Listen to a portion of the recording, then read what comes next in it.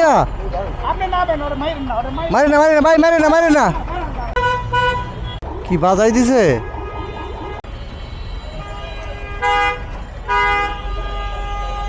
বাজাই দিছে। ও মাই গড,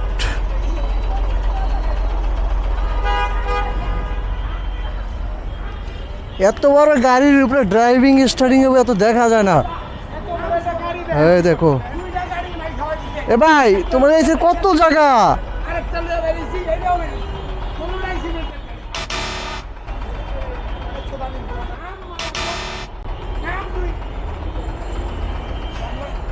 ভাই আর কাগজপত্রগুলো নিয়ে মারে না ভাই, মারে না।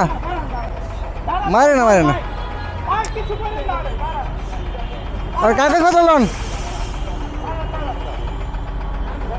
ভাই, আর কাগজপত্র নিয়ে রাস্তাটা ছাড়িয়ে দেন। কাগজপত্র নেন, কাগজ দাও ভাই, গাড়ি কাগজ দাও।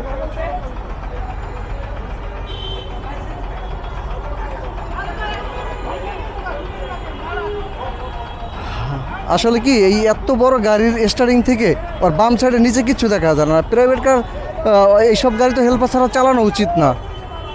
তারপর দেখেন যে এই গাড়িটা হাইট কত, এই প্রাইভেট কার যে সাইডে আছে তাতে কখনো বোঝাই যায় না।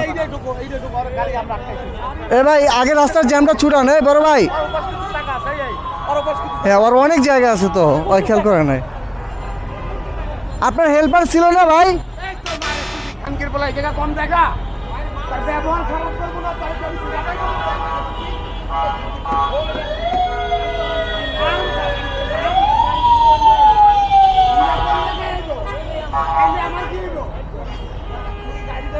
ঠিক আছে ভাই, সাইড করে না।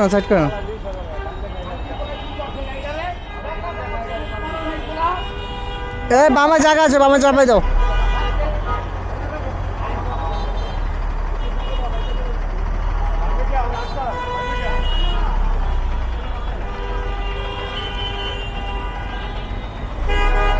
হেল্পার নাই ভাই, হেল্পার নাই এত বড় গাড়িতে,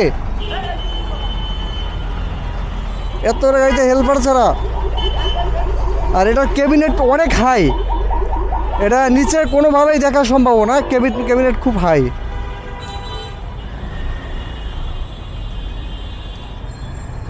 ঢাকা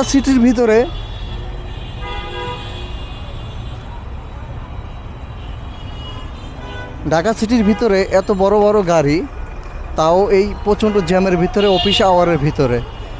এগুলো যদিও ঢাকা সিটির কোনো একটি নির্মাণাধীনের কাজে ব্যবহৃত হয়েছে। এই বড় মিক্সার ট্রাকগুলো আসলে যানজটের ভিতরে হেল্পারবিহীন এত বড় গাড়িটা চালালে সেক্ষেত্রে দুর্ঘটনা ঘটতেই পারে।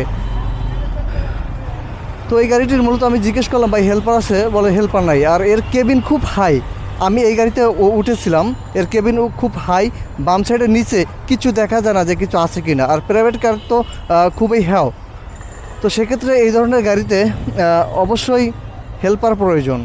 আর মূলত এই ধরনের গাড়ি এই ঢাকা সিটির ভিতরে গভীর রাত্রে অনুমতি দেওয়া উচিত, যাতে করে দুর্ঘটনা কম ঘটায় এবং জ্যামজট কম হয়। গভীর রাতে যদি এইগুলো চলাচলের জন্য নির্দেশনা দিয়ে থাকে সেক্ষেত্রে আমি ভালো মনে করি।